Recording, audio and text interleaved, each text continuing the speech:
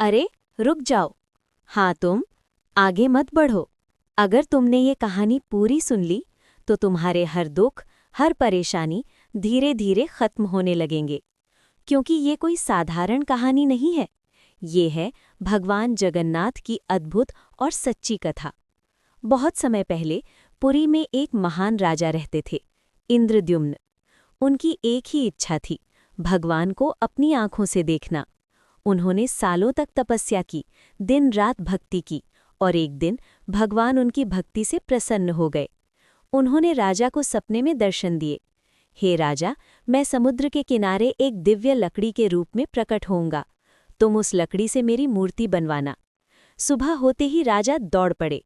समुद्र किनारे खोज शुरू हुई, और तभी एक चमकती हुई लकड़ी मिली, जैसे उसमें खुद भगवान का वास हो। राजा समझ गए, यही वही दिव्य संकेत है। उन्होंने तुरंत एक कारीगर को बुलाया। एक बूढ़ा व्यक्ति आया, शांत, गंभीर और रहस्यमयी। वो कोई साधारण कारीगर नहीं था, वो थे विश्वकर्मा। उन्होंने कहा, मैं इस लकड़ी से भगवान की मूर्ति बनाऊंगा, लेकिन मेरी एक शर्त है, 21 दिनों तक कोई भी दरवाज़ा नहीं खोलेगा। राजा ने तुरंत वचन दे दिया। कारीगर एक कमरे में बंद हो गया। काम शुरू हुआ।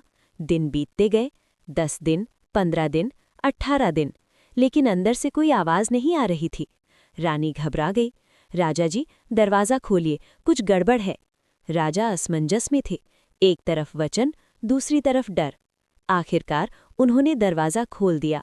जैसे ही दरवाज़ा खुला, कारीगर गायब था, और अंदर भगवान की मूर्तियां अधूरी थीं, न हाथ पूरे न पैर। राजा का दिल टूट गया। वो रोने लगे, मैंने भगवान का काम अधूरा कर दिया। तभी आकाशवाणी हुई, हे राजा, दुखी मत हो, यही मेरा असली रूप है। मैं इसी रूप में पूजे जाना चाहता हूँ। राजा समझ गए, ये भगवान की लीला है। तभी से जगन्नाथ मंदिर में भगवान जगन्नाथ, उनके भाई बलराम और बहन सुभद्रा विराजमान हैं। समय बीतता गया, लेकिन भगवान की महिमा बढ़ती गई। एक दिन पुरी में भयंकर तूफान आया। समुद्र उफान पर था। लोग डर से कांप रहे थे। मंदिर के दरवाजे बंद कर दिए गए। तभी एक बूढ़ा भक्त चिल्लाया, जय जगन्नाथ। धीरे धीरे पूरा शहर वही नाम जपने लगा, जय जगन्नाथ, जय जगन्नाथ। और तभी तूफान शांत होने लगा। समुद्र पीछे हट गया, जैसे किसी अदृश्य शक्ति ने सब रोक दिया हो।